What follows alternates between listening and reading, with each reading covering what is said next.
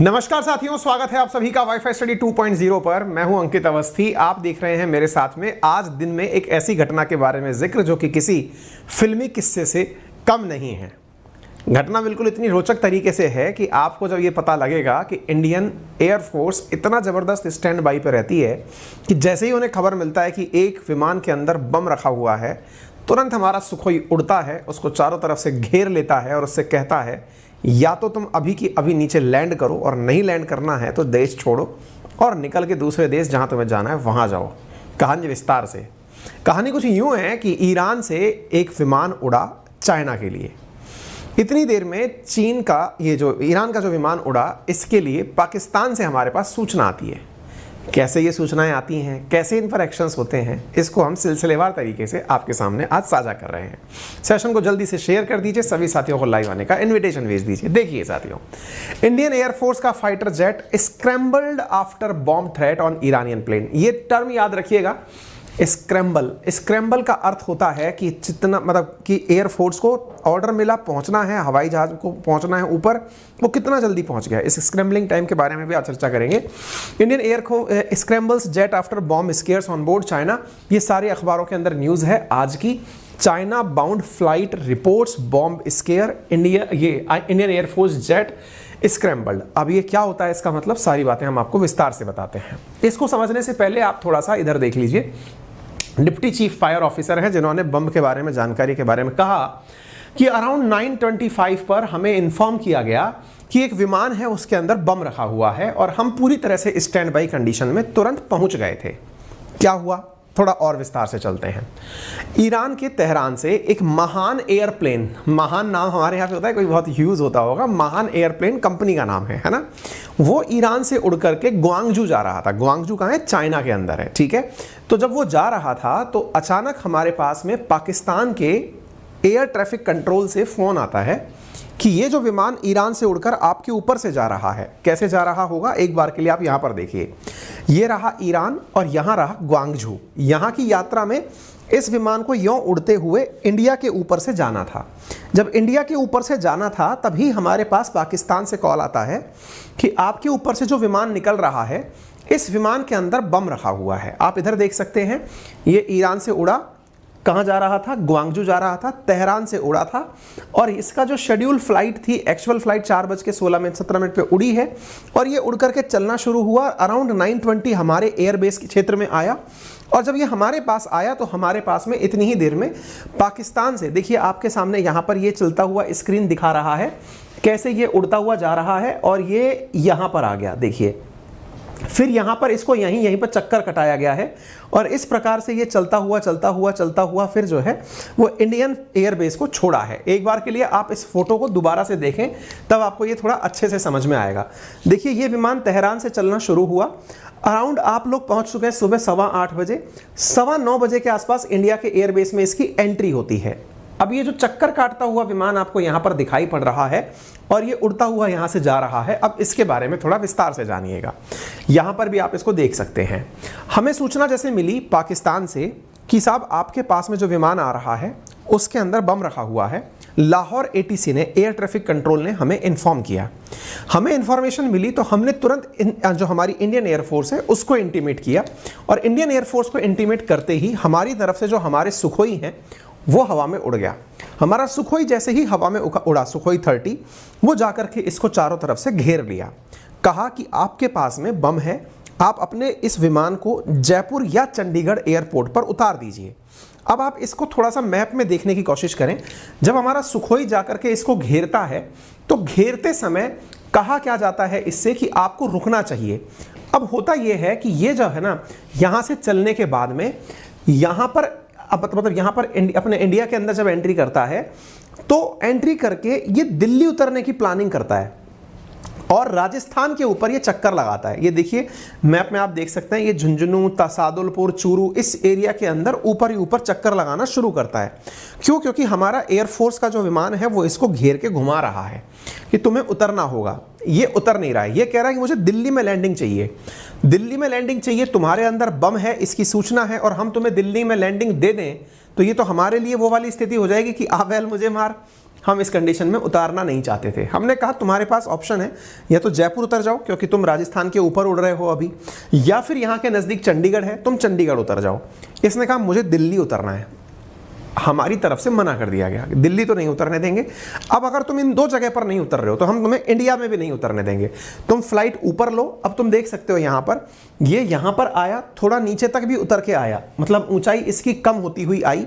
फिर Indian air force ने जब कहा कि नहीं साहब आपको जाना ही पड़ेगा, ये वापस से उठा और उठ करके फिर ये इंडिया का बॉर्डर क्रॉस करके चाइना चला गया। ठीक है, ये पूरी घटना थी और सुखोई विमान ने इसको क्रॉस कराया था। हालांकि बाद में कंफर्म हुआ कि इसके अंदर कोई भी बम वगैरह नहीं रखा था, लेकिन जिस तत्परता से हमने कार्रवाई की ये काफ़ी ज़्यादा सराहनीय है।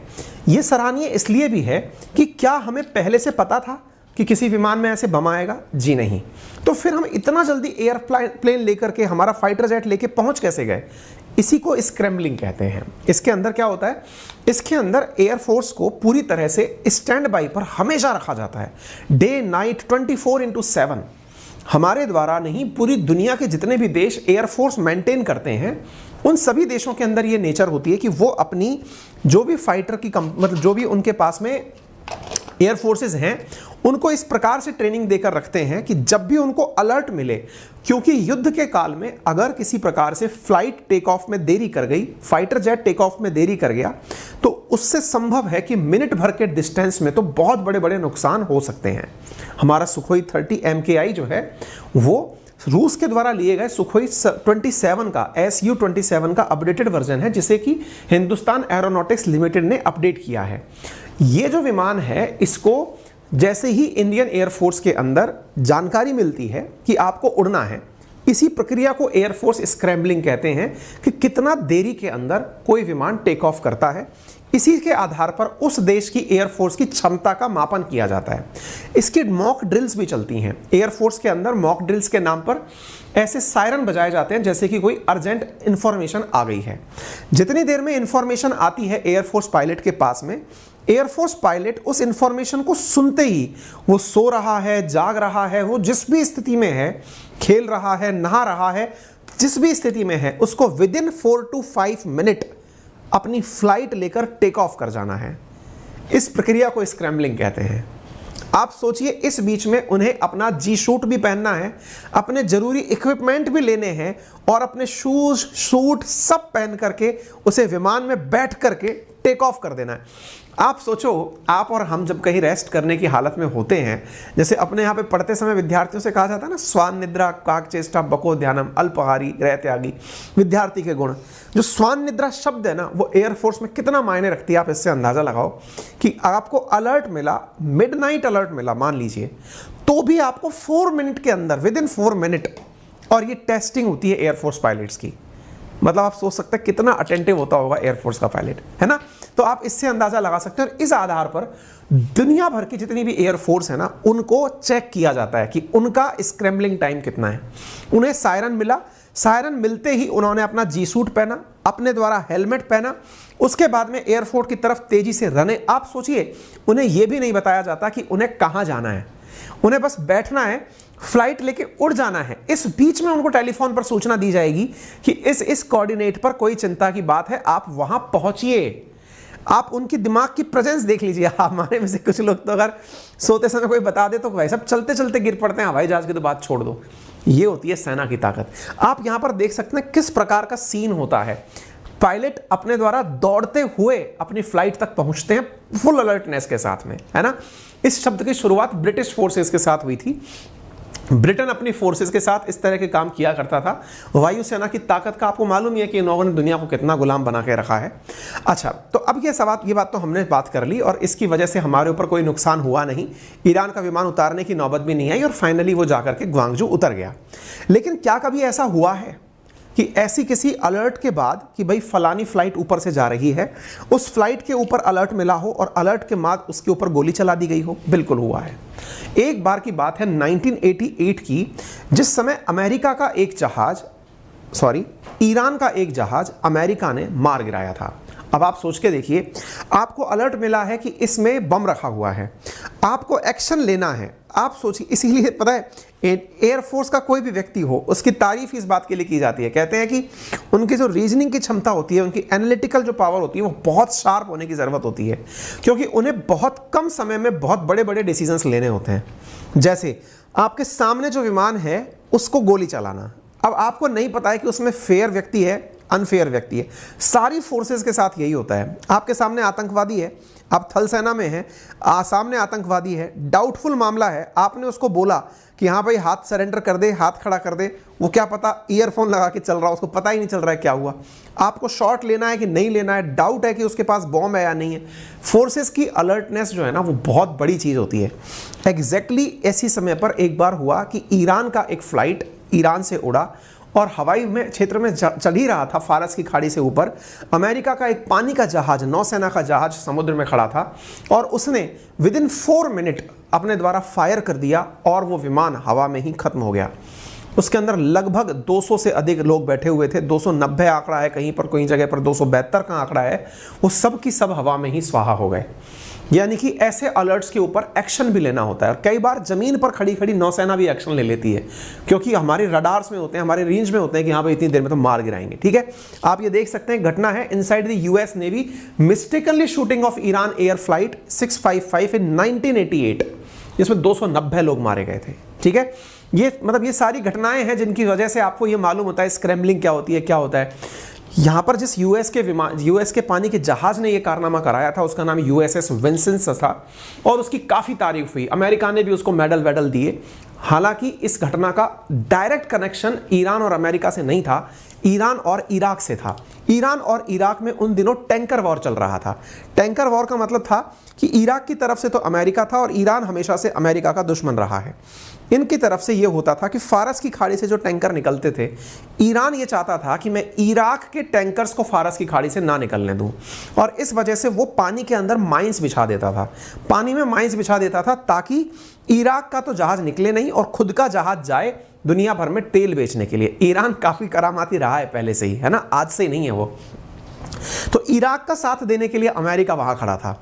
तो अमेरिका ईरान के बीच में एक छद्म युद्ध अपने आप शुरू हो गया था, क्योंकि इराक को डिफेंड कर रहा था अमेरिका। हालांकि बाद में इराक को तबाह भी अमेरिका ने किया। ठीक है, उस दौरान की घटना है ये, जिस समय पर ये टैंकर वाला कांड हुआ था। आप यहां पर उस समय की न्यूज़ देख सकते हैं, वाशिंगटन पोस्ट की 1988 की, कि नेवी मिसाइल डाउन ईरानियन, ये देख सकते हैं, jet liner over gulf, Iran से 290 are dead, US expresses regret.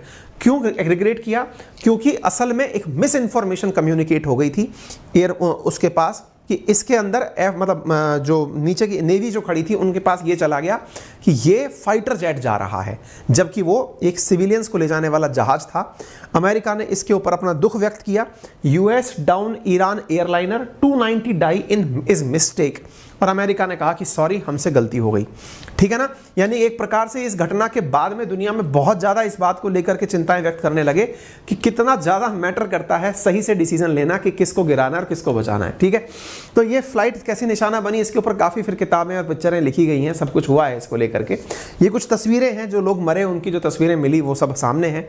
Tehran आज भी इसकी याद में मतलब दिवस बनाता है कि उनके साथ में ऐसी घटना अमेरिका के कारण हुई थी, और लाखों हजारों लोग आज भी अमेरिका को इस कारण से नफरत की निगाहों से देखते हैं कि उसने इतने ईरानियंस की जान ले ली थी।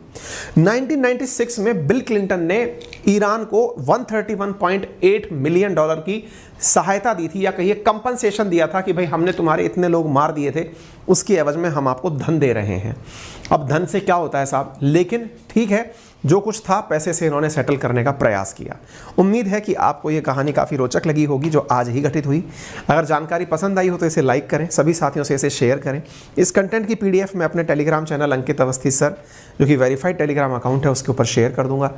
मेरा रेफरल कोड है अंकित10, जिसका यूज़ करके अनअकैडमी पर आप पा सकते हैं बहुत ही शानदार और शानदार क्लासेस किसी भी सब्सक्रिप्शन के अंदर, यानी कि आप बैंकिंग, रेलवे, SSC, UPSC किसी भी एग्जाम में जाएं, आपके लिए क्लासेस अवेलेबल हैं। यदि मैं UPSC की बात करता हूं तो वाइड वैरायटी ऑफ एडुकेटर्स आपके पास मिलती है। बहुत सारे एडुकेटर्स हैं, बेस्ट कोर्सेज क्रिएटेड हैं जो आपको उनके साथ पढ़ने का मौका मिलता है। लाइव क्लासेस भी हैं, रिकॉर्डेड क्लासेस भी हैं, प्लस और आइकॉनिक दोनों प्रकार के ऑप्शंस हैं। अंकित10 रेफरल कोड है, जिसका यूज़ करके आप क्लासेस को परचेज कर सकते हैं 10% डिस्काउंट के साथ में। और जो हमारी बुक्स हैं वो भी आपके लिए अब अवेलेबल हो गई हैं। ओनली 900 रुपीज़ में। 20 बुक्स हैं जो कि पूरी तरह से करंट से अपडेटेड हैं, प्रीवियस ईयर एनालिसिस के साथ हैं, प्रॉपर नोट्स के फॉर्मेट में हैं। आप उन्हें डायरेक्ट परचेज भी कर सकते हैं। थैंक यू सो मच, अपना ख्याल रखें।